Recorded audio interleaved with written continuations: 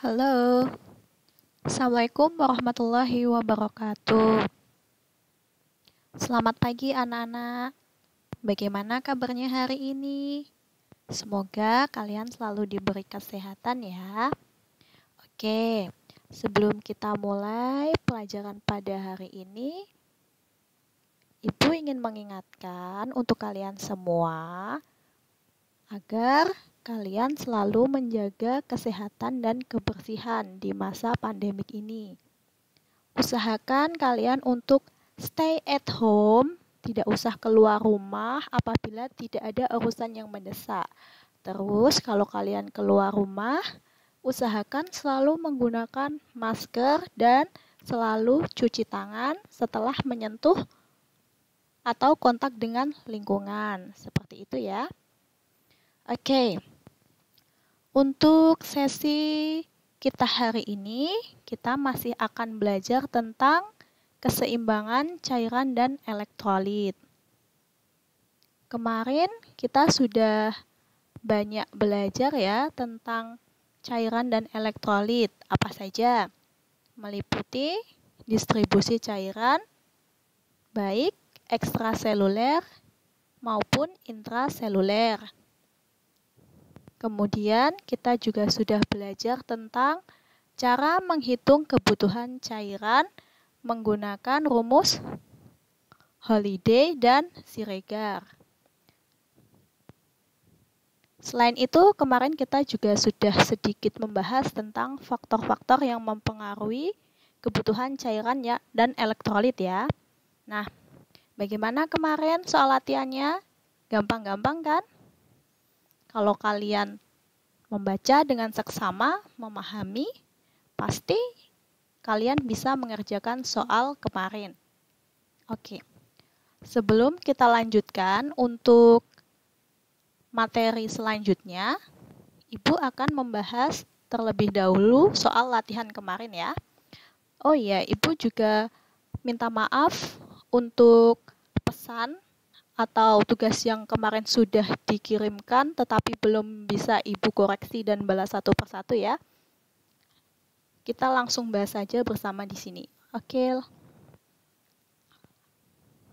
Nah, kemarin untuk soal nomor 1. Soalnya, hitung distribusi cairan, total body water, cairan ekstraseluler, dan cairan intraseluler pada laki-laki usia 40 tahun dengan berat badan 80 kg. Nah, cara mengerjakannya diketahui jenis kelamin pasien laki-laki usia 40 tahun dengan berat badan 80 kg. Kita hitung dulu TBW-nya, total body water. Total body water ini adalah keseluruhan cairan pada tubuh manusia. Nah, di materi yang sudah disampaikan kemarin, total body water ini berbeda-beda ya cara menghitungnya, baik berdasarkan usia maupun jenis kelaminnya.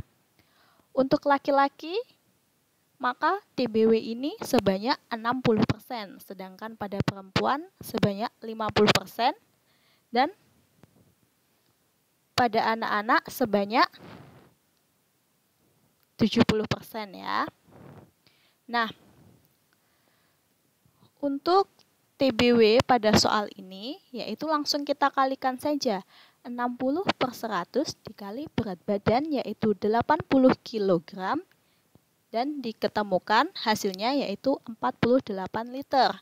Maka total cairan pada tubuh laki-laki usia 40 tahun dengan berat badan 80 kg adalah 48 liter. Nah, untuk distribusi cairan intraseluler maupun ekstraselulernya, untuk intraselulernya dulu. Intraseluler ini bisa dicari dengan dua cara. Yang pertama, cairan intraseluler ini adalah 2/3 dari total body water atau 40% dari berat badan pada laki-laki dewasa. Nah, Ini nanti kalian hitung dengan dua cara atau rumus itu hasilnya akan sama, tetapi di sini yang akan saya contohkan yaitu dengan rumus yang pertama, yaitu 2/3 dikali total body water, yaitu 48 liter, ditemukan 32 liter cairan intraseluler. Kemudian untuk cairan ekstraselulernya, yaitu sebanyak 1/3 dari total body water atau 20% dari berat badan laki-laki dewasa. Sama dengan 1/3 dikali 48 liter ditemukan hasil 16 liter. Nah, untuk cairan ekstraseluler sendiri itu dibagi menjadi cairan plasma atau darah dan juga cairan interstisial. Untuk cairan plasma itu adalah sebanyak 1/4 dari total cairan ekstraseluler atau 5% dari berat badan laki-laki dewasa. Cara menghitung dengan kedua rumus nanti hasilnya akan sama. Di sini saya contohkan dengan rumus yang pertama, yaitu 1/4 atau 1/4 dikali total cairan ekstrasel 16 liter ditemukan hasil 4 liter. Dan untuk cairan interstisial yaitu 3/4 dari cairan ekstraseluler atau sebanyak 15% dari berat badan. Cara menghitungnya 3/4 dikali 16 liter cairan ekstraseluler sama dengan 12 liter. Gampang ya? Kemarin udah banyak yang benar ya. Nah, untuk soal nomor 2.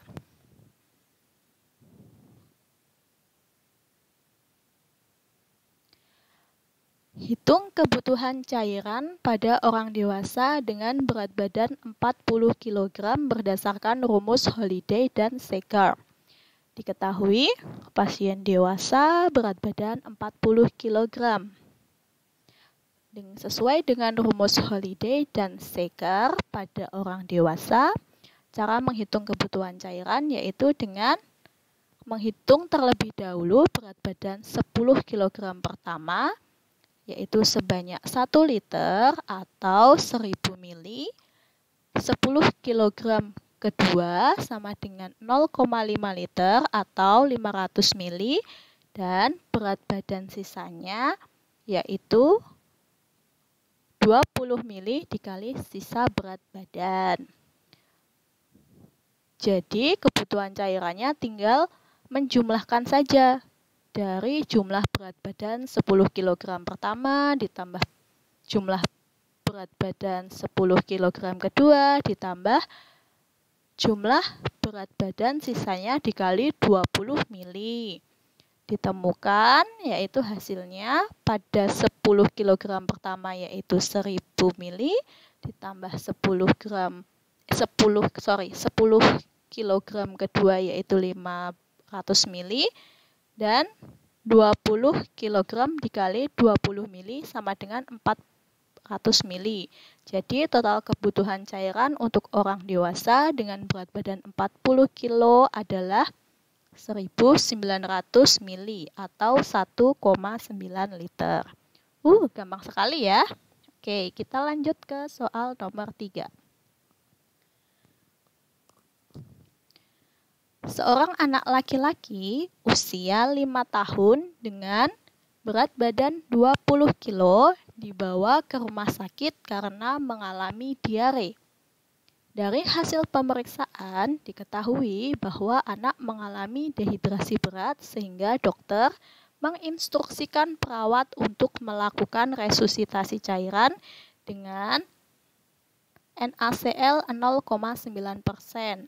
Berapa jumlah cairan yang diberikan pada 8 jam pertama? Oke, dari soal diketahui pasien adalah anak laki-laki usia 5 tahun mengalami diare dengan dehidrasi berat. Berat badannya 20 kg.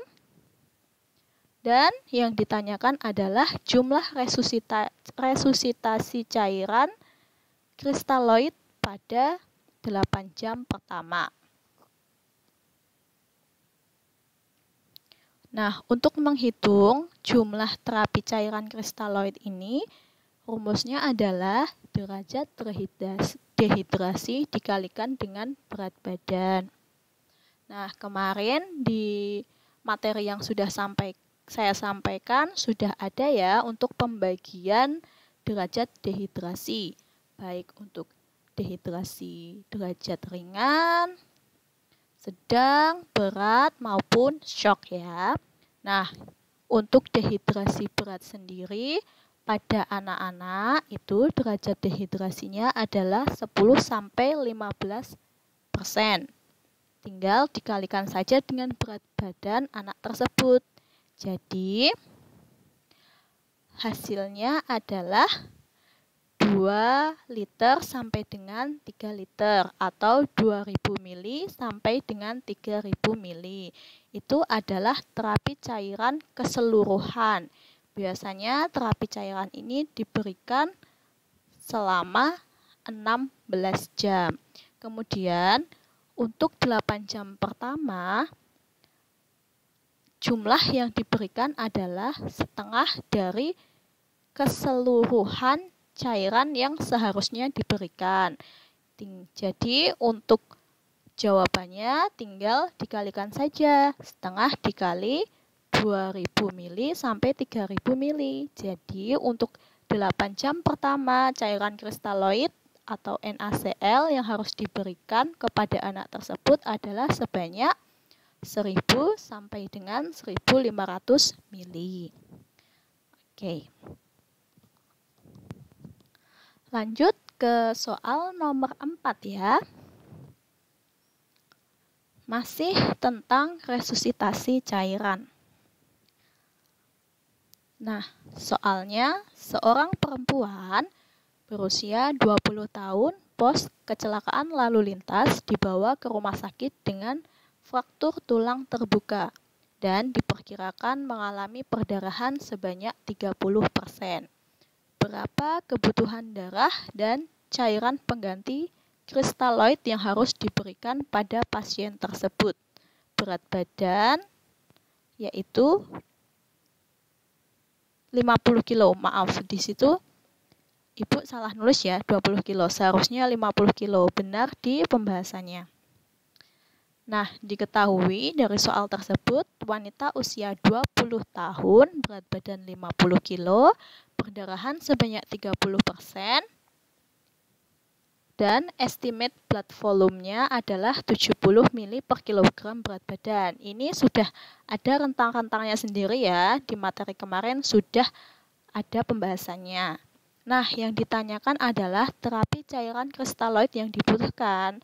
Nah, di sini untuk mengetahui cairan kristaloid yang dibutuhkan, kita perlu menghitung dulu kebutuhan darah. Nah, untuk menghitung kebutuhan darah sendiri, yaitu adalah rumusnya berat badan dikali estimate blood volume dikali jumlah perdarahan dalam persen. Sama dengan 50 kilo dikali 70 mili per kilogram berat badan dikali 30 mili. Sama dengan 1050 mili. Itu adalah kebutuhan darah. Sedangkan cairan kristaloid itu adalah 3-4 kali kebutuhan cairan koloid atau darah. Sehingga cairan kristaloid sebagai pengganti terapi darah itu adalah sebanyak 3-4 dikali 1050 sama dengan 3150 sampai 4200 mili. Oke, kita lanjut ke soal nomor 5. Seorang pasien dengan berat badan 60 kilo akan diberikan transfusi darah sebanyak 300 mili. Berapa tetes infus yang dibutuhkan jika transfusi harus selesai dalam waktu 4 jam? Faktor tetesan transfusi yaitu 20 tetes per liter. Nah, dari soal diketahui pasien berat badan 60 kg akan dilakukan transfusi. Jumlah cairannya yaitu sebanyak 300 mili. Waktu yang dibutuhkan untuk transfusi adalah 4 jam dan faktor tetesan 20 tetes per mili. Ditanyakan berapa jumlah tetesan infus per menit. Nah, untuk menghitung tetesan per menit ini, rumusnya adalah jumlah cairan dikali faktor tetesan dibagi waktu resusitasi dalam menit. Sehingga cara menghitungnya yaitu 300 mili dikali 20 tetes per mili dibagi 4 jam dikali 60 sama dengan 25 tetes per menit. Oke, itu ya untuk pembahasan soalnya. Cukup mudah ya. Gimana? Kira-kira kemarin kalian bener berapa? Nggak apa-apa. Kalau yang masih salah nggak apa-apa.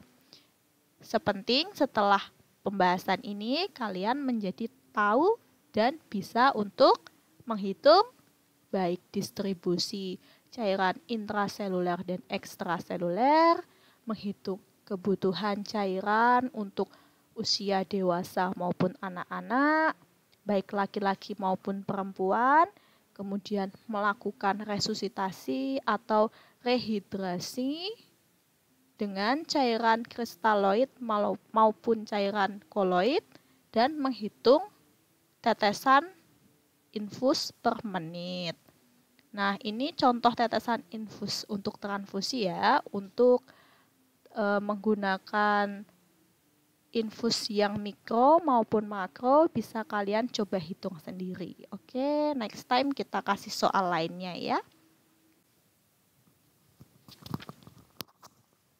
Oke, setelah pembahasan soal kita lanjut ke materi selanjutnya, masih tentang cairan dan elektrolit. Nah, jumlah cairan dan elektrolit di dalam tubuh ini seharusnya sesuai dengan distribusi yang sudah kita bahas kemarin. Dan juga untuk baik di cairan intraseluler maupun ekstraseluler itu kandungan elektrolitnya juga sudah ada kadarnya masing-masing. Itu sesuai dengan usia, kemudian sesuai dengan berat badan, dan juga banyak faktor yang mempengaruhi tubuh manusia itu. Nah, ketika cairan dan elektrolit ini mengalami ketidakseimbangan, maka akan muncul banyak sekali gangguan yang menimbulkan dampak negatif terhadap tubuh. Nah, apa saja dampak ketidakseimbangan cairan dan elektrolit itu? Nah, dampaknya itu dibagi menjadi 5. Jadi, yang pertama akan menyebabkan ketidakseimbangan cairan, kedua menyebabkan defisit volume cairan atau kekurangan volume cairan, dehidrasi atau hipovolemia, dan kelebihan volume cairan atau hipervolemia, serta hipervolum atau overhidrasi.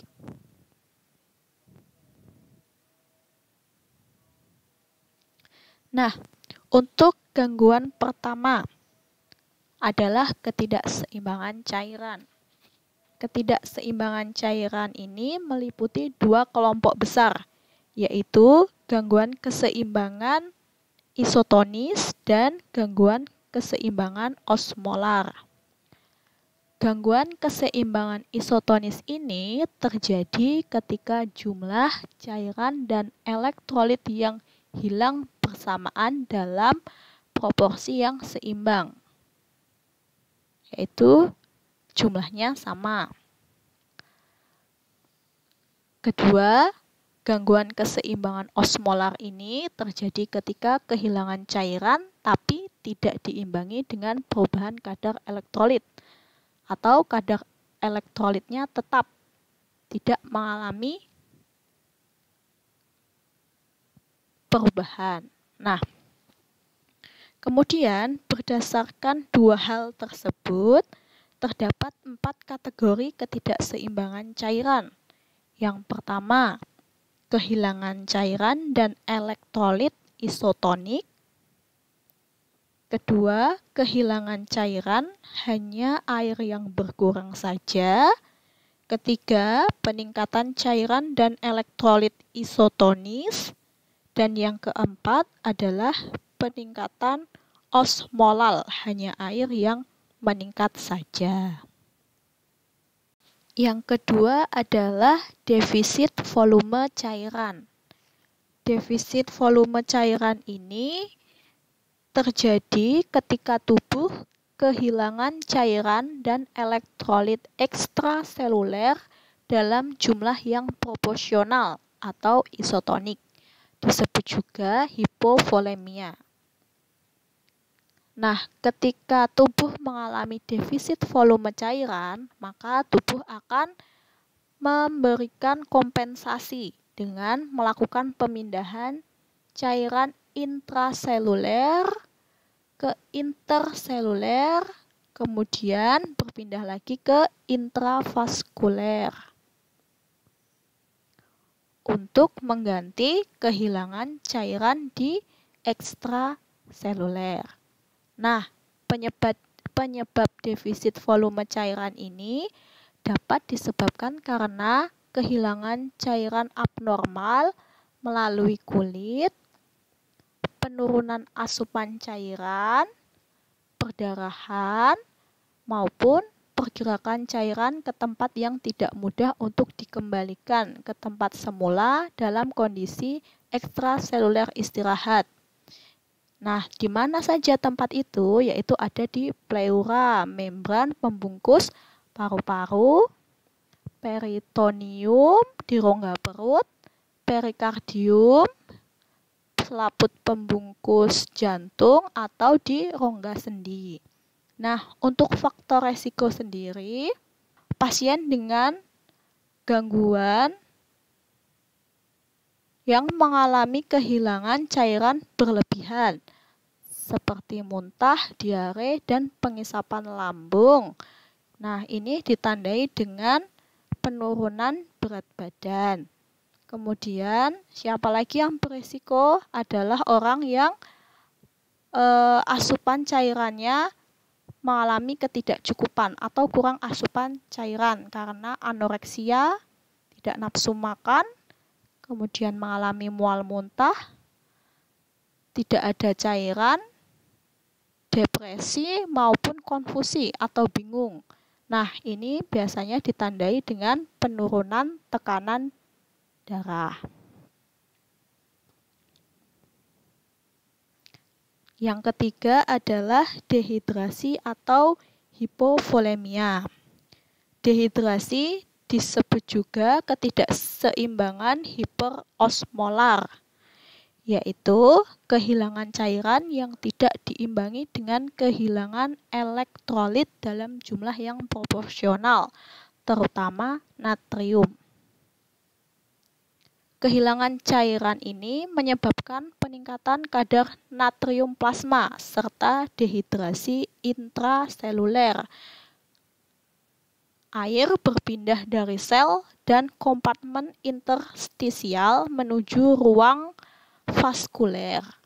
Nah, perpindahan ini terjadi karena kekurangan volume ekstrasel dalam waktu yang lama, sehingga kadar ureum, nitrogen, serta kreatinin ini mengalami peningkatan dan menyebabkanlah perpindahan cairan.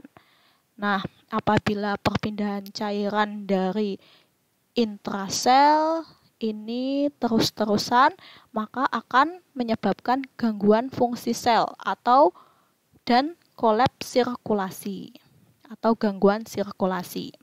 Nah, orang yang berisiko mengalami dehidrasi ini yang pertama adalah lansia, karena mereka ini mengalami penurunan respon haus dan pemekatan urin. Di samping itu, lansia juga memiliki proporsi lemak yang lebih besar, sehingga berisiko tinggi mengalami dehidrasi akibat cadangan air yang sedikit dalam tubuh. Nah, kemudian yang kedua yang berisiko adalah penderita diabetes insipidus. Ini adalah akibat penurunan hormon diuretik, dehidrasi atau kekurangan volume cairan ekstraseluler sendiri itu dibagi lagi menjadi 3. Yang pertama ada dehidrasi isotonik, yaitu terjadi jika tubuh kehilangan sejumlah cairan dan elektrolit dalam jumlah yang sama. Kemudian dehidrasi hipertonik, yaitu terjadi jika tubuh kehilangan lebih banyak jumlah air daripada elektrolitnya. Yang ketiga, dehidrasi hipotonik terjadi jika tubuh kehilangan lebih banyak elektrolit daripada cairan atau air. Nah, dehidrasi berdasarkan derajat dan tingkat keparahannya ini dibagi menjadi 3. Ada dehidrasi ringan, sedang, hingga dehidrasi berat.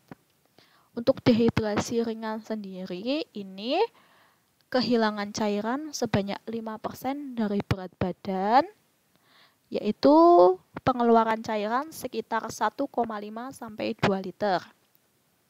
Belum terlihat adanya tanda atau simptom. Nah, untuk dehidrasi sedang sendiri ini adalah kehilangan cairan 2 sampai 4 liter atau sebanyak 5 sampai 10% dari berat badan. Serum natrium sudah mengalami peningkatan antara 152 sampai 158 mili ekuivalen per liter dan manifestasi klinisnya terlihat mata nampak cekung. Nah, untuk dehidrasi berat sendiri ini disebabkan karena pengeluaran cairan sebanyak 4 sampai 6 liter. Serum natrium mengalami peningkatan antara 159 sampai 166 mili ekuivalen per liter, mengalami hipotensi, yaitu tekanan darah mengalami penurunan sebanyak 30 mm Hg atau tekanan darah sistolnya ini di bawah 90 dan diastolnya di bawah 60. Turgor kulitnya buruk, oliguria atau urinnya sedikit, nadi dan pernafasan meningkat cepat, dan kehilangan cairan lebih dari 10% dari berat badan. Nah, untuk gangguan yang keempat adalah kelebihan volume cairan. Kelebihan volume cairan terjadi karena adanya retensi cairan atau penumpukan cairan isotonik, yaitu tubuh menyimpan cairan dan elektrolit dalam kompartemen ekstraseluler dalam proporsi yang seimbang. Kelebihan cairan tubuh hampir selalu disebabkan oleh peningkatan jumlah natrium Na dalam serum. Jadi natrium atau garam ini sifatnya adalah mengikat cairan, sehingga apabila jumlahnya dalam serum atau plasma ini meningkat, maka cairan di pembuluh darah juga akan ikut meningkat. Nah, penyebab spesifik kelebihan cairan ini antara lain asupan natrium yang berlebihan, pemberian infus berisi natrium terlalu cepat dan banyak. Infus yang mengandung natrium itu seperti NaCl, kemudian karena penyakit seperti gangguan jantung, gagal ginjal, sirosis hati, maupun sindrom Cushing. Penyakit ini menyebabkan gangguan pada pengaturan cairan dan elektrolit. Kemudian kelebihan steroid. Steroid ini terutama pada penggunaan obat-obat kortikosteroid atau obat anti peradangan. Nah, untuk yang berikutnya adalah kelebihan volume cairan. Gangguan yang kelima adalah hipervolum atau overhidrasi. Terdapat 2 manifestasi yang ditimbulkan akibat kelebihan cairan, yaitu hipervolum atau peningkatan volume darah dan edema, kelebihan cairan pada interstisial. Nah, keadaan hipervolum ini dapat menyebabkan yang namanya pitting edema, yaitu edema atau bengkak yang berada di daerah perifer permukaan kulit atau akan mencekung setelah ditekan pada daerah yang bengkak. Pitting edema ini ada 5 tingkatan ya. Nah, untuk mengkajinya sendiri biasanya dilakukan di tibia anterior atau tulang kering. Kemudian dilakukan penekanan, ditekan kira-kira selama 10 detik.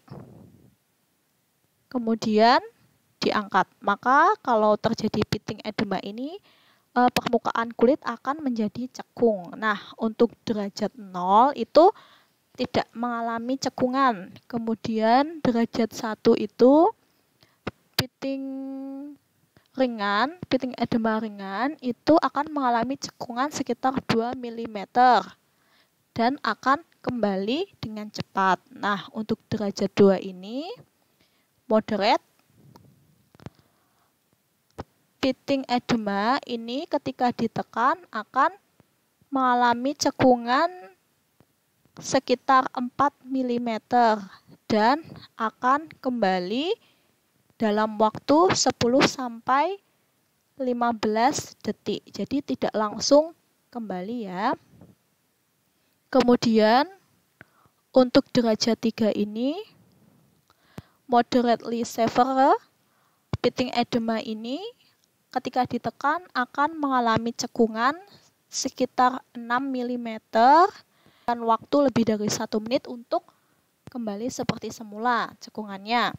Nah, untuk derajat 4 ini, pitting edema yang parah ini ketika ditekan akan mengalami cekungan sedalam kira-kira 8 mm dan akan kembali lebih dari 2 menit atau membutuhkan waktu kira-kira 2 menit atau lebih untuk kembali seperti semula. Ya, oke, lanjut.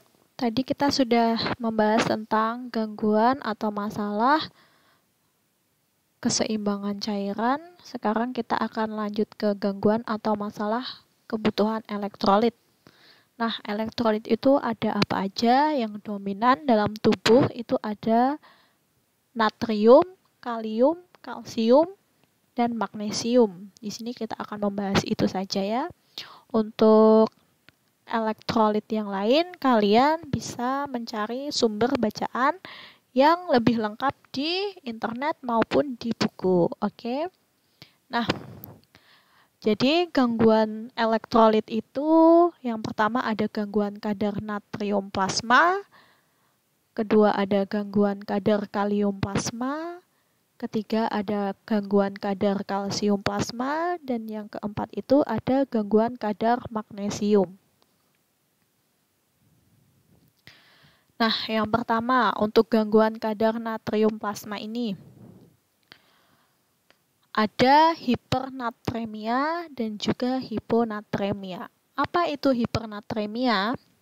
Hipernatremia ini adalah suatu keadaan di mana kadar natrium atau garam dalam plasma ini tinggi, lebih dari 145 mili ekuivalen per liter.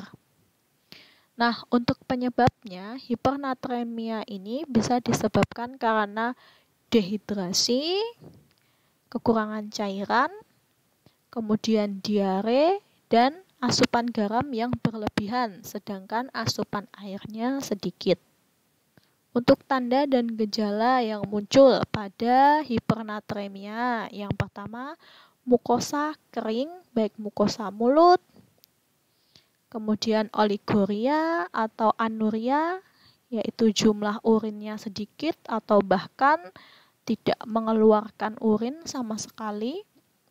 Kemudian turgor kulitnya buruk, tidak elastis, kulitnya kering, permukaan kulit membengkak, kemerahan, serta suhu badan naik. Untuk penata laksanaannya yaitu bisa diberikan infus cairan glukosa dengan kecepatan yang rendah. Cairan glukosa ini akan membantu untuk mengurangi kadar natrium yang ada di pembuluh darah. Nah, untuk hiponatremia sendiri itu adalah suatu keadaan kekurangan kadar natrium atau garam dalam plasma di mana natrium jumlahnya kurang dari 135 mili ekuivalen per liter. Penyebabnya karena muntah dan diare berat, sirosis hati atau gagal jantung, minum air dalam jumlah yang banyak, dan produksi hormon antidiuretik yang berlebihan, sehingga cairan akan dibuang melalui ginjal atau urin secara berlebihan. Sehingga natrium ini akan keluar ikut dengan urin yang dibuang. Nah, untuk tanda dan gejalanya, biasanya orang yang mengalami hiponatremia ini akan merasa mengantuk hingga bisa mengalami kejang dan penurunan kesadaran hingga terjadi koma. Nah, untuk terapinya atau penata laksanaannya itu dengan memberikan cairan NaCl 0,9% secara perlahan. Ketika pasien ini diberikan cairan NaCl, itu benar-benar harus dimonitor berapa jumlah yang masuk dan berapa kecepatan yang diberikan. Karena apabila cairan yang diberikan ini terlalu banyak atau terlalu cepat dapat menyebabkan edema cerebri atau edema otak. Nah, seperti itu. Kemudian yang kedua adalah gangguan kadar kalium plasma. Kalium. Ini ada hiperkalemia dan hipokalemia. Hiperkalemia ini adalah suatu keadaan di mana kadar kalium dalam darah tinggi, lebih dari 5 mili ekuivalen per liter. Penyebabnya bisa karena luka bakar, penyakit ginjal, asidosis metabolik, maupun pemberian kalium yang berlebihan. Kalium ini bisa juga didapatkan dari asupan makanan ya. Nah, untuk tanda dan gejalanya akan muncul mual, hiperaktivitas sistem pencernaan, aritmia, kelemahan, oliguria, diare, atau irritable. Jadi seseorang itu akan mengalami kecemasan dan sangat sensitif. Nah, untuk penata laksanaannya ini dengan pemberian cairan infus, kalsium glukonat, atau bisa juga dengan pemberian larutan NaCl. Untuk hipokalemia adalah suatu keadaan kekurangan kadar kalium dalam darah kurang dari 3,5 mili ekuivalen per liter. Bisa disebabkan karena diare yang berkepanjangan sehingga kalium ini terbuang melalui feses, kemudian disebabkan oleh muntah, penggunaan obat pencahar maupun diuretik, sehingga akan mengalami diare maupun jumlah urinnya menjadi sangat banyak, sehingga kalium akan terbuang melalui feses maupun urin, kemudian penyakit ginjal. Nah, untuk tanda dan gejalanya, nadi teraba lemah, hipotensi, tidak nafsu makan, muntah, perut terasa kembung, kelemahan otot, aritmia, penurunan bising usus, dan untuk penata laksanaannya diberikan kalsium bisa per oral maupun melalui intravena. Nah, kalium ini apabila mengalami peningkatan maupun mengalami penurunan dari kadar normal, ini sangat berbahaya ya, karena bisa menyebabkan aritmia. Nah, aritmia ini dapat berdampak pada gagal jantung atau henti jantung, sehingga resikonya dapat menyebabkan kematian. Nah, untuk yang ketiga adalah gangguan kadar kalsium plasma. Kalsium ini ada hiperkalsemia dan hipokalsemia. Hiperkalsemia ini adalah suatu keadaan kelebihan kadar kalsium dalam darah lebih dari 10,5 mg per desiliter atau 5,3 mili ekuivalen per liter. Penyebabnya karena overaktif kelenjar gondok atau paratiroid sehingga menghasilkan hormon paratiroid yang berlebihan. Kemudian karena konsumsi vitamin D secara berlebihan. Jadi hormon paratiroid dan vitamin D ini membantu reabsorpsi kalsium ya, sehingga kalsium akan berubah dari tulang ke peredaran darah. Sehingga kelebihan dua partikel yaitu vitamin D dan paratiroid ini dapat menyebabkan peningkatan kalsium yang sangat banyak di pembuluh darah. Nah, untuk tanda dan gejalanya ini akan mengalami nyeri pada tulang, menyebabkan munculnya batu ginjal, relaksasi otot, mual, hingga mengalami koma. Nah, untuk penata laksanaannya yaitu dengan pemberian fosfat, pemberian kalsitonin, atau dengan pemberian glukokortikoids. Nah, untuk hipokalsemia sendiri ini adalah kekurangan kadar kalsium dalam plasma darah kurang dari 9 mg per desiliter atau 4,5 mili ekuivalen per liter. Penyebabnya ini bisa karena pengangkatan kelenjar gondok atau paratiroid sehingga produksi atau sekresi hormon paratiroid menurun dan karena kehilangan sejumlah kalsium.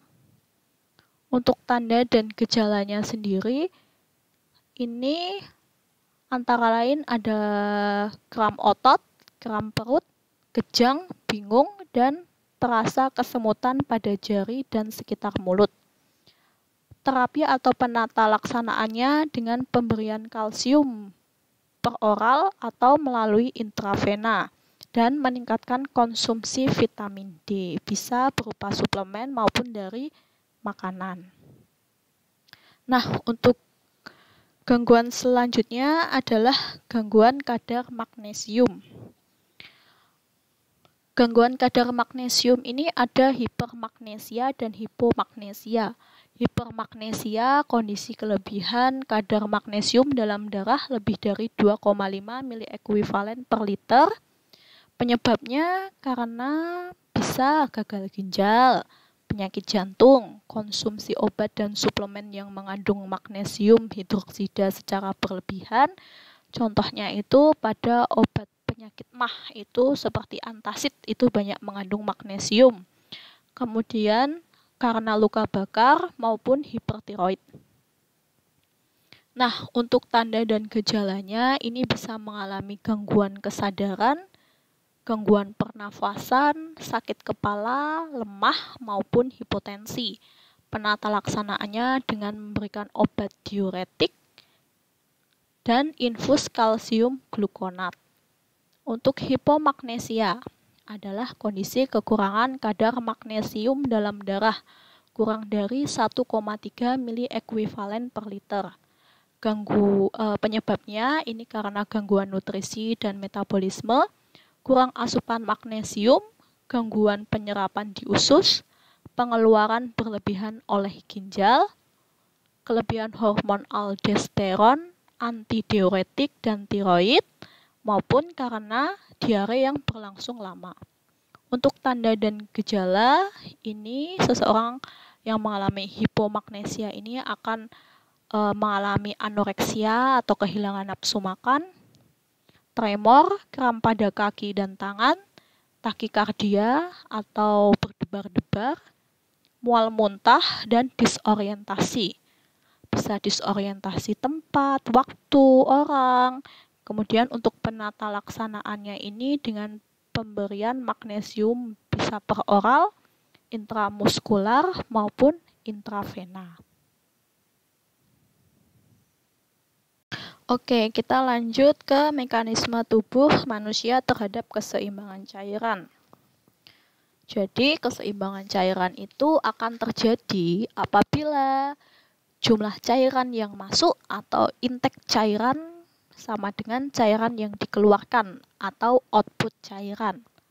Nah, intake cairan ini adalah semua cairan yang masuk ke tubuh, bisa dari makanan, minuman, kemudian dari infus, obat, dan lain-lain.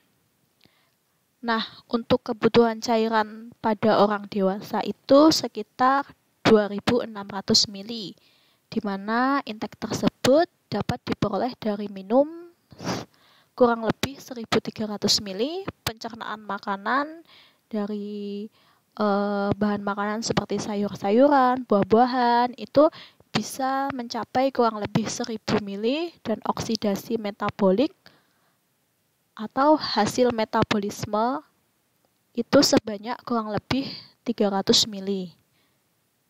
Nah, untuk output cairan, ini kehilangan cairan dapat melalui 4 rute.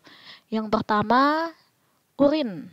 Output urin ini normalnya sekitar 1.400 sampai 1.500 ml per 24 jam, atau kalau per jamnya pada orang dewasa itu sekitar 30 sampai 50 ml. Nah, kemudian jalur kedua ada keringat. Jumlahnya ini tergantung dari aktivitas. Ketika berolahraga, maka jumlah keringat akan meningkat. Ketika dingin, jumlah keringat akan menurun. Jumlahnya ini bisa dalam rentang 0 sampai 500 ml. Rute yang ketiga adalah insensible water loss atau IWL. Nah, IWL ini susah ya untuk dihitung secara langsung karena pengeluaran cairan ini melalui kulit dan paru-paru atau pernafasan. Biasanya jumlahnya sekitar 1.000 sampai 1.300 ml. Nah, untuk rute yang keempat itu melalui feses. Pengeluaran air melalui feses ini bisa berkisar antara 100 sampai 200 ml per hari. Nah, manifestasi klinis ketika seorang itu mengalami kekurangan cairan dan elektrolit, itu yang pertama sistem integumen atau kulit itu, turgor kulit itu buruk, tidak elastis, kering, kemudian muncul edema, bisa pitting edema maupun non-pitting edema, kelemahan otot, kejang, maupun sensasi rasa yang menurun, kurang peka kulitnya. Nah, untuk yang kedua ini adalah pada kardiovaskuler, ini bisa mengalami distensi vena jugularis, penurunan tekanan darah, serta bunyi jantung yang melemah. Tanda klinis pada mata akan terlihat cekung dan air mata menjadi kering. Untuk sistem neurologi atau sistem saraf, ini menyebabkan refleks menjadi berkurang, gangguan motorik dan sensorik, serta penurunan tingkat kesadaran. Pada sistem pencernaan, menyebabkan mukosa mulut menjadi kering dan terjadi peningkatan atau penurunan bising usus, bergantung pada penyebab penyakit. Jadi dari manifestasi klinis atau tanda-tanda fisik yang muncul seperti berikut ini, kita dapat memperkirakan apakah seseorang itu mengalami kekurangan cairan maupun kekurangan elektrolit. Nah, untuk parameternya atau apa yang perlu kita amati sehingga kita itu bisa mengetahui adanya gangguan keseimbangan cairan dan elektrolit. Yang pertama itu ada tanda-tanda vitalnya. Tanda-tanda vital seperti tekanan darah, nadi, pernafasan, ini akan mengalami abnormalitas dari rentang normal. Kemudian yang kedua, kita perlu mengamati intake maupun output cairan. apakah seimbang atau mengalami ketidakseimbangan. Ketiga, volume dan konsentrasi urin tidak normal. Jadi kita perlu untuk monitoring jumlah urin yang keluar maupun konsentrasi zat-zat yang terkandung dalam urin. Sehingga kita perlu memonitor hasil lab dari pemeriksaan urin. Kemudian kita perhatikan turgor kulitnya. Pada orang yang mengalami kekurangan cairan, maka turgor kulitnya itu akan sangat buruk, kurang elastis, dan nampak keriput. Yang kelima itu ada peningkatan atau penurunan berat badan secara tiba-tiba. Nah, untuk penurunan atau peningkatan badan secara tiba-tiba ini, jika jumlahnya kurang lebih 2%, itu menandakan bahwa seseorang itu mengalami gangguan cairan ringan. Jika jumlahnya itu kurang lebih 5%, maka seseorang itu dapat diketahui mengalami gangguan cairan sedang. Dan apabila penurunan atau peningkatan sekitar 10% itu dapat diketahui bahwa seseorang itu mengalami gangguan cairan berat. Kemudian berikutnya itu yang perlu dimonitor adalah suhu tubuh. Nah, peningkatan suhu tubuh akibat kehilangan cairan. Kemudian selanjutnya ada edema. Bisa pitting edema, edema anasarka, ataupun edema pleura. Selanjutnya ada nilai tekanan vena sentral atau CVP. Ini mengalami abnormal. Nilai normalnya itu ada 7-15 mm Hg. Nah, bagaimana untuk menghitung balance cairan? Jadi, untuk menghitung balance cairan ini perlu diperhatikan beberapa faktor, diantaranya berat badan dan umur pasien, serta kelompok intake cairan dan output cairan. Jadi jangan sampai salah dalam mengelompokkan ini termasuk intake cairan atau output cairan. Nah, rumus balance cairan sendiri yaitu sama dengan intake cairan dikurangi output cairan ditambah IWL. Nah, rumus IWL tadi bisa dihitung secara manual dengan rumus 15 kali berat badan. Ini per 24 jam. Jadi rumus ini nanti akan diperoleh IWL itu dalam 1 jamnya. Misalkan nanti mau menghitung IWL dalam satu shift itu 8 jam, maka IWL sama dengan 15 dikali berat badan dibagi 24 jam dikali 8 jam. Itu akan diperoleh IWL dalam waktu 8 jam.